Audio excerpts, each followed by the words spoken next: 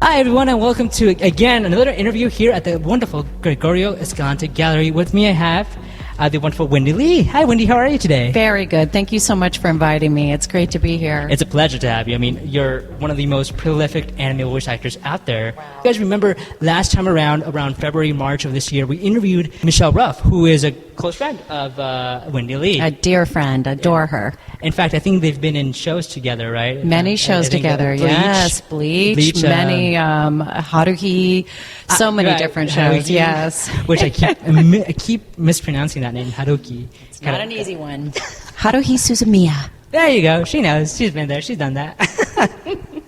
And now this question is, again, probably the most asked question of all time, especially when you go to conventions and whatnot.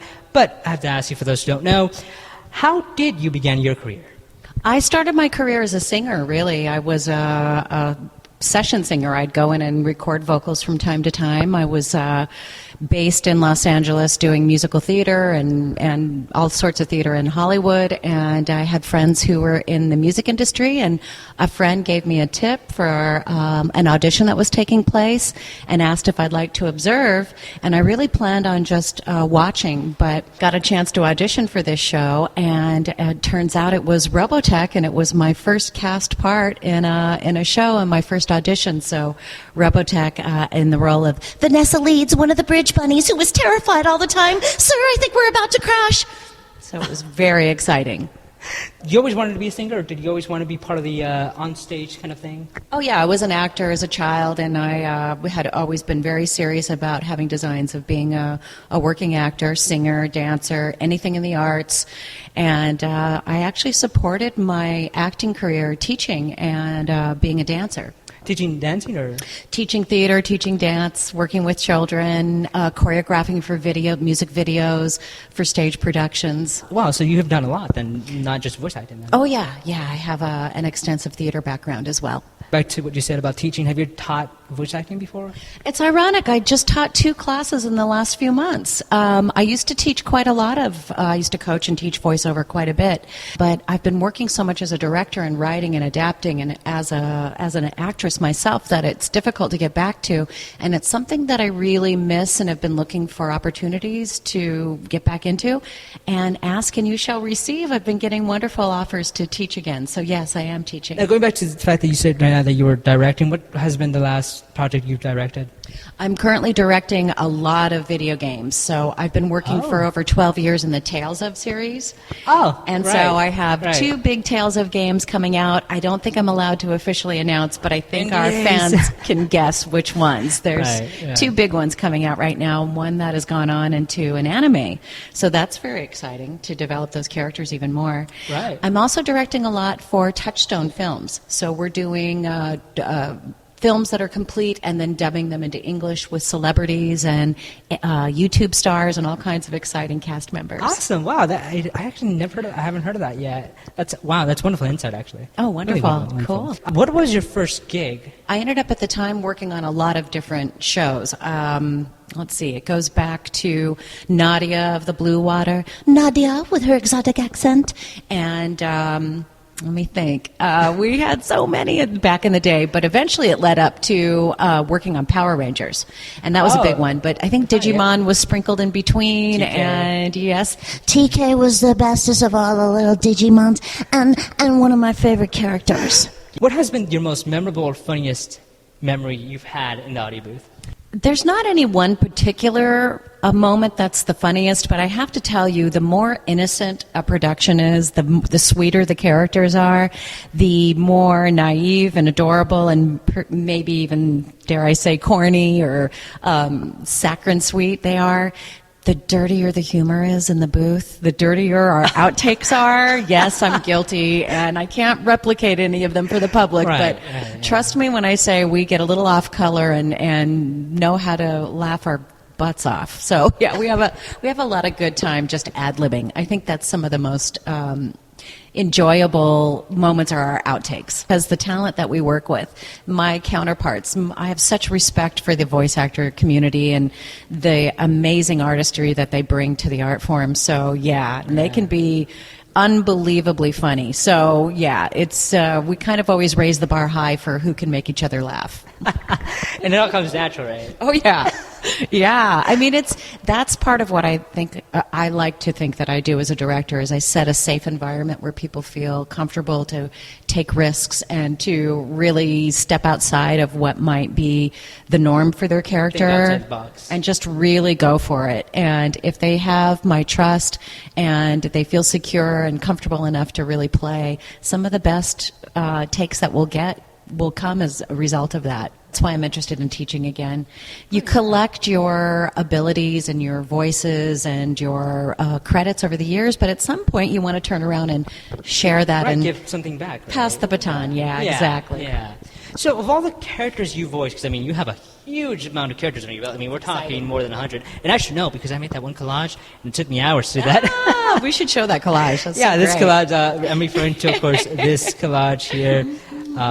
If you may hold that. I'll hold it. I don't know how well you can see it, but it's... Yeah, this collage. And so that collage took about 2 hours, 4 hours actually to make, not 2, 4 hours. 2 hours to collect all the characters. I mean, it wasn't until I was copying and pasting the characters that I realized, wow, that is quite a resume there. That was a lot of love. Thank you so much for that. You're welcome, you're welcome. And of course we can keep this one, as Thank I said. you. It's so You wanna keep beautiful. it in the Yeah, folder we'll so put we- it here for now. There you go. Super. Awesome. Of all the characters you voiced, who is your favorite?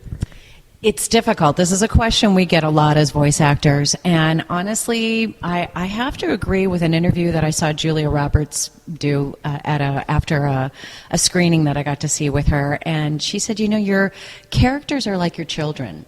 You love all of them in different ways, but sort of equally.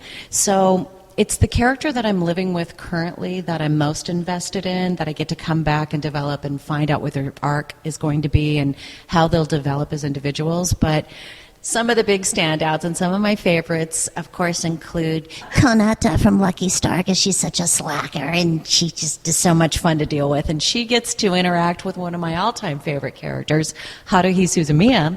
And for Haruhi to interact with Konata is just a huge honor, since both are our own properties of Bondi. So that's And of course, exciting. Nagato. Yes. Michelle Ruff. Of course. And we get to play together, and of course I get to abuse her in some ways at times.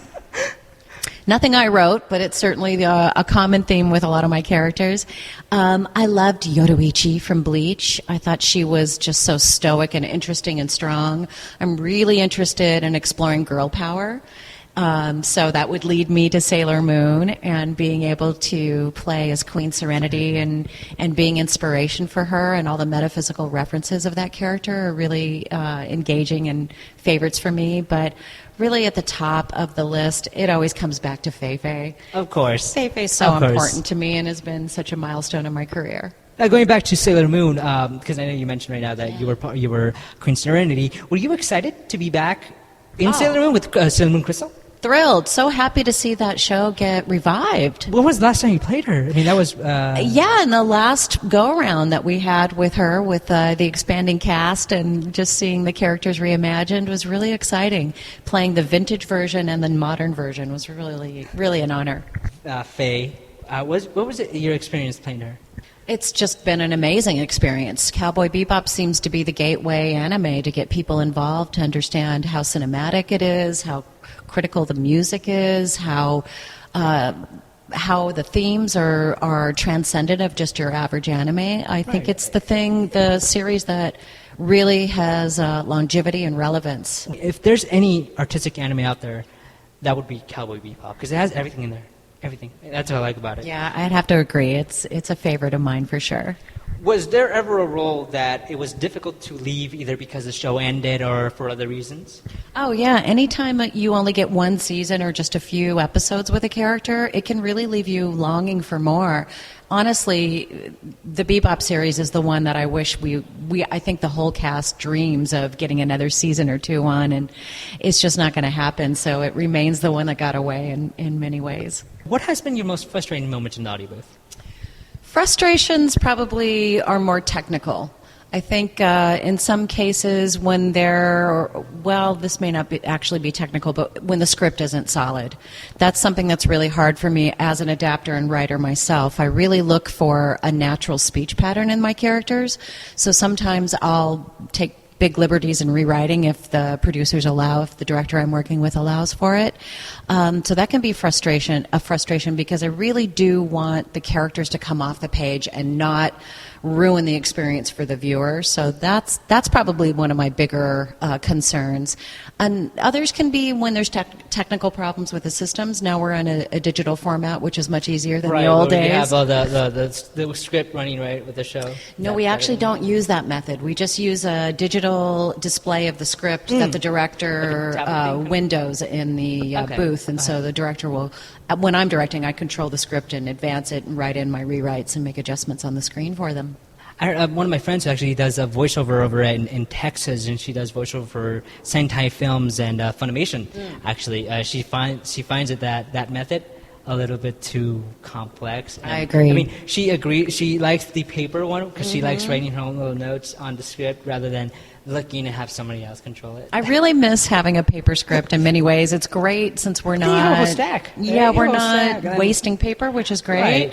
Keeping it green. But we would often leave notes for each other, little love messages, and it was so fun to have that when you'd walk into a session and see somebody left you some love. It just is so endearing, and it's just reassuring. What we do is very solo. It's very solitary. So to have interaction with the other actors in any way is really fun. Right. For those who don't know, when she meant solo, is that usually when they do dubbings, the one actor goes in and does their thing, they get out, and the voice actor does their thing some other day, or even the same day, and then they go out. Is that how it is? Yeah, we isolate it to one actor at a time, and I use the analogy, it's very much like music, where you would lay your bass tracks in first, you'd get your drum tracks, your bass, you do your overdubs with your guitars and your vocals, and that's really how we address it for... And then everything comes together. Yeah, for ADR it's the same thing because that's the most efficient way to work where you can have the highest yield of production. Right, and sometimes do all the cast meet, or it isn't until you meet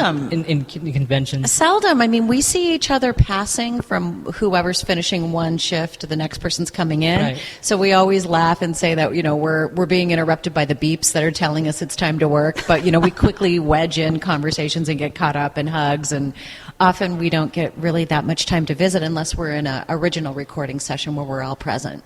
Right, that usually happens for, again, original recordings. Yes. Do you have your own methods of voice acting characters or doing your own characters?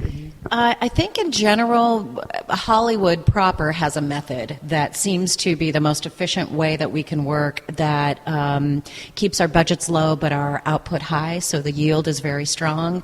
And that is to have a really solid script that's fleshed out, all the indications of what's on camera, off camera, open mouth, closed mouth, what sort of reaction we're dealing with. All of that's built into the script. So the actor, what we do is we try to support the actor in every way. So when you come in ready to work, all that facilitates you as an actor is there and prepared.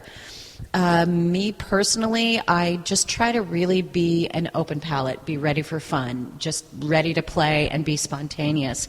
There's not a lot of rehearsal or preparation that goes in, mostly just vocal warm-ups, being prepared to work, and a nice strong cup of green tea for me, and I'm ready to go. Fan of green tea? Oh, I drink green tea all day. I love green tea. Jasmine green if I have my choice. Organic jasmine green. Of course. Yeah, you can't have tea and not be organic. Now, before we leave the voice acting topic completely, is there any voice acting tips, suggestions you might give out to future voice actors out there who are watching this? That seems to be a very common question. Everybody and their brother wants to get into voiceover. It seems very glamorous, but I reassure you, that's fleeting. The hardest thing about the job is securing work and just having enough work. And as actors, we don't always have ongoing jobs. We're very much freelance. So the most important thing, if you're interested in getting into voiceover, is one, pursuing acting, being an actor. It's really an actor's journey. It's not just getting in front of a microphone and doing cute voices. There's so much more that goes into voice acting than that. Voice acting. But truly the voice that you'll use the most is your natural voice. So I would focus in on trying to vary your voice's age. So your natural voice my natural voice sounds much more womanly than I usually get to use. Generally, my voices play a little bit younger. So you want to manipulate your voice by years. Maybe take 5 years off and make it a little younger, or you could add go 10 years younger, or if you keep going, then you get into the youngest voices. And equally, you can make them older and bring them deeper until you get into a mature sounding voice. So playing with the age range of your characters is the most realistic area that you'll work in voiceover. And the other thing is just getting experience, becoming an actor, studying acting, being on stage, learning how to project and sustain your voice. But there's some wonderful books about that Yuri and Tara Platt have, and Yuri Lowenthal and Tara Platt, and Bob Bergen, and several other people, DC Douglas. I think many people have a lot of good material out there to pursue. And I think there's a documentary out there about voice acting called Adventures in Voice Acting that I Yes, think there gives is. out tips as well. And it features awesome voice actors such as Tara Strong, yourself, right? Yes. Yeah, so many, I think Rob Paulson is in there. So if you guys care to check that out, it's called The Adventures in Voice Acting. Check that out. Really good documentary. There's also a really great web series called Talking Voices by Verite Films, and I've done an interview for them, and many of your favorite voice actors are featured on there too, so I'd subscribe to that. Which brings me to another thing, talking about more episodes and stuff like that. There's a podcast out too by voice actor Rob Paulson. He does these podcasts called Talking Tunes, and where he, I'm not sure if you've heard of that, but you get that one-on-one tips and suggestions from voice actors that have great experience and who have already been in the industry for more than 20 years. So go check that out. It's Talking Tunes, and the other one was Talking Voices, Verite Films. And, of course, check out the documentary, Adventures in Voice Acting. So tell me something I really personally want to know. What was your experience like working in Expelled from Paradise? That was such a great reunion with me and Steve Bloom. I have to say it was very nostalgic for me. Playing Angela with her wild last name Balzac. She was quite a character. She had this interesting story arc where she would flash back in age and flash forward, very high tech, really interesting and intense concepts about interstellar future life. Yes, Yeah. It was really... It was all packed in because it was like a Western there for a minute there, too, Yeah, right? Like a exactly. Western, cyberpunk, apocalyptic kind of anime Totally. movie, right? Yeah. Yeah, and it's funny because I stumbled on that movie by mistake on Netflix. And as soon as I finished watching the movie, I was like in awe because I loved the animation. At first, I thought it was 2D, like regular anime. Right. And then I'm like, wait a minute, this is not 2D. What is this? And it's like CGI, like... Whoa! I mean, this is like next level CGI thing right here. Agreed. Yeah, it's a beautiful piece, and it was really fun to be reunited with Stevie in that one. Speaking about Angela and the way she dresses, her attire, what can you tell me? And I asked Michelle this question as well. What can you tell me about the provocative nature about how women are depicted in animes? It's an interesting conundrum for women because I'm very much a modern feminist and believe in equality across the board for the genders, but women are exceptionally objectified in anime, and it's really a conundrum. It's a paradox because it seems with more power, so go the bigger breasts, so go the more revealing costume, and hence, it's something. The harems, yeah, exactly. Yeah. But it's something I've surrendered to try to explore and give voice to in the most positive fashion, and that's not always easy to do because so much of the jiggle factor, fan service focus comes into play. But then there's a part of me that that is very entertained and finds great humor in all of that. So it is an open question. It's an evolving question. How do women find equality in such a sexist art form, yet are honored for it at the same time? Right. It's an interesting balance to find. So really what I try to do is give strength to these women and to honor them and to play up the humor if they're very blonde and wide-eyed and moe, and give respect to them if they're strong and empowered. So yeah, it's interesting. Personally, for me, as far as harems go, I don't like harems, mainly because they have the same storyline, and after a while, that gets boring. It's just the same over and over. One of the harems that I actually did like, if you could call it a harem, was probably Love Hina, which you worked on, yes. which was not much of a harem as much as it was about a guy who tried to get into university with a little bit of fan service in there. So it wasn't that much of a Plenty. harem. Yeah. I mean, Plenty of fan compared service, to Sakura or other harem anime they have, Or like Deers, Testament, or Deers. yes, Deers is another one. With your yes. character, Miss, my. what is her name? My orgasmic teacher character, yes, she would. Yoshimine. She was an interesting one, yeah. Yoshimine. Can you do the voice?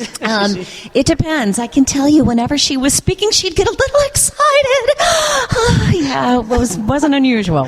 She was very climactic, let's say. Yes. Well, that term. But I'm not afraid of sexy characters. I like exploring human sexuality. So I'm not, artistically speaking, it sort of gives you license to explore in a very safe medium because it's visual. It's not participating in costume on set. So Right, yeah, you're not on live on TV. yeah, I'm sort of tantalized by those characters. So I have a lot of fun playing strong sexual women. I don't have a problem with that. I think my fans already knew that. Faye. Say no more. Yellow latex. Yeah. Will voice her, will not wear it. There's, I think, a lot of voice actresses and voice actors who would probably voice it, but probably not wear it. Yeah, exactly. I mean, that's actually a great show. Voice it or wear it. I'll voice it. But not wear it. I like that. Other than voice acting, is there any other side projects that you do, hobbies that you indulge in, participate in?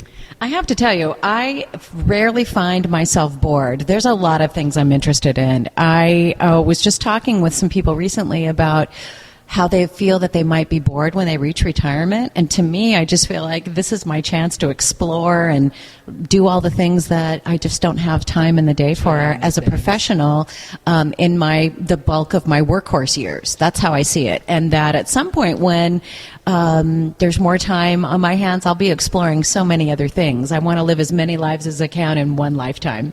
I think that's part of the charm of being an actor, that you get to try on many lifetimes in your one lifetime as an actor. I'm interested in a number of things: archaeology, all forms of art, photography, music, gardening, nature. My recharge is getting into nature.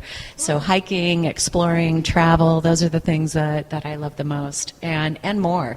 I have to say I'm a big fan of gems and crystals, so you and I have that in common. Oh, the crystals. Yes, I love crystal energy and the different vibrations of different stones. Yeah, I actually indulge in that activity as well when I have the time, because I'm also busy with my work, my side, of course, bringing you guys awesome interviews and awesome content, and just overall really busy doing a lot of things. And when I have the time, I just like to relax and learn about new crystals, get a book and read it, stuff like that. And so, yeah, I guess that's one thing we do have in common. I like that. Yes. Awesome. So we're almost reaching the end of this interview, at least for my questions. Before we go, though, can you do the voice of the following characters? Haruhi Suzumiya. If you are an Esper, time traveler, shapeshifter, or alien of any kind, then you can join the SOS Brigade. If it's hard drinking you're interested, sure is your girl. If you need a sword pulled out from between your breastblade, sure is your girl. Konata is the biggest, coolest slacker ever, and she's one of my favorites. Bulma tends to be no-nonsense, tough, and don't cross her because she could get a little aggro. Black Rose, peppy, on point, and the defender of all good friends. Can never, get that experience seeing it live, Good point. Yeah, it's awful fun to kind of shuffle them and lay a few characters down. Right, or just speaking in out of the script. You know what I mean? Yeah, and that's, I think, the best part of hearing that live, hearing that at a panel, or just hearing it just like you just did right now. I mean, love that. It's fun. So we now reach the awesome part of the interview, the fan questions. Fan questions. Awesome. So here's the question number 1. Do you ever wish they continued the Suzumiya series? Oh, I wish Haruhi had lived on and on. Yeah, I do miss her. We got to have a few seasons with Haruhi. We got to explore Nagato's storyline. We got to have a feature film. So wonderful. But I'm really curious about what happens to Haruhi in college and beyond. I'm super curious to see how she ends up as an adult and what she would choose for a profession. But to spend any more time with Haruhi would be a great honor. I maybe we can encourage that. Who was the character you felt the most connected to? I can't say there's any one character I feel the most connected to because I'm playing them through my experience. But I think that a lot of the characters that I play, I leave a piece of me in them. I think that everything from... Well, I personally am interested in ancient Egypt and any of the ancient archaeology associated with Egypt. So to be able to play Nefer-Denial on Monster High was just such an honor. And I also play an Egyptian character in Skullgirls. Right. So that's kind of art overlapping with my personal interests. So that's just such an honor. I get so excited about that. Do you sing in the shower? Do I sing in the shower? Guilty. Guilty as charged. The acoustics are phenomenal, of course. Yeah, you have your own little ADR room right there. Like the acoustics in this museum are actually phenomenal for singing, too. So that would be this gallery, I should say, that are just beautiful. But I sing in the car quite a bit. I think a lot of voice actors do. It's a great way to warm up, especially if I'm recording any vocals that I'll be singing. So, yeah, I'm always a voice in search of good acoustics, definitely. Can you pick out a character that you voiced that is exactly like you in real life? There are no characters that are exactly like me. I don't think there are, like snowflakes, any two characters that are exactly the same, but there are pieces of me, as I've mentioned, in many of my characters. I feel like...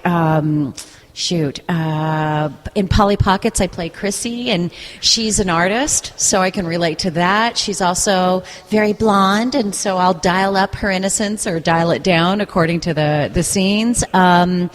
In Popples, I play Sunny, and she's just the most, energetic, adorable little character, so I can relate to that. I think Athena in Ace Attorney is commanding and in search of justice, and I can relate to that. So really, I don't think there's a character I've ever played that I don't relate to in some way. Some pieces of characters basically make up you. Yeah, I really feel like it's an amalgam of every character I've done. Relates back to my heart. If you were given the choice to voice a Disney character, who would you pick and why? Such a great question. Thank you for such a wonderful fan question. I don't know who brought this to us, but Disney was such a fixture in my childhood, and I think especially the Disney musicals left such a deep impression on me, and those are the songs that I sang from being a child into choir, into sometimes using them as auditions.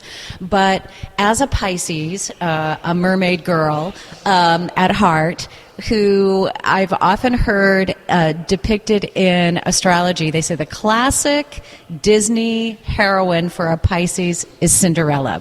So I really relate to Cinderella in many ways. Her rise from the ashes like a phoenix, coming from nothing. There's a beautiful song that comes from Dave Grohl when he was doing the whole series on the last album that they did, and the title song is Something from Nothing. And I think I can really relate to taking nothing and turning it into something. So Cinderella really is. Cindy's my girl when it comes to that. Do you think you can make a voice impression, a voice match towards the... Well, I could see her as the perfect ingenue who would really look for a happily ever after with her Prince Charming and then become a powerful queen. I can relate to that one. Thank you for submitting these awesome questions, especially that one who submitted. Do you sing in the shower? That was amazing. That's unique questions because we always get questions like, how do you begin your career? What are your favorite characters you voice? I just have one question that stands out of the rest. So thank you so much for whoever submit that. And thank you for all of you watching my channel. So if you're not already subscribed, please do subscribe clicking here to the channel so you won't miss any awesome interviews and other content coming your way soon.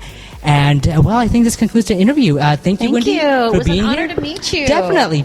I mean, this was fun. I love doing this. This is always fun. Thank you for bringing me to such a beautiful gallery. If you ever get a chance to come down here in Chinatown in Los Angeles, this is the place to be. And again, the place we are here is the Gregorio Escalante Gallery, located at 97-8 Chung Road, Los Angeles, California. It's in the Chinatown. Chinatown, right off of Hill Street. If you're into art photography, this is the place to be. Thank you for all your support, and thank you for having me. You're welcome. All the best, everyone. See you later. Be sure and subscribe to the Kitsune Network.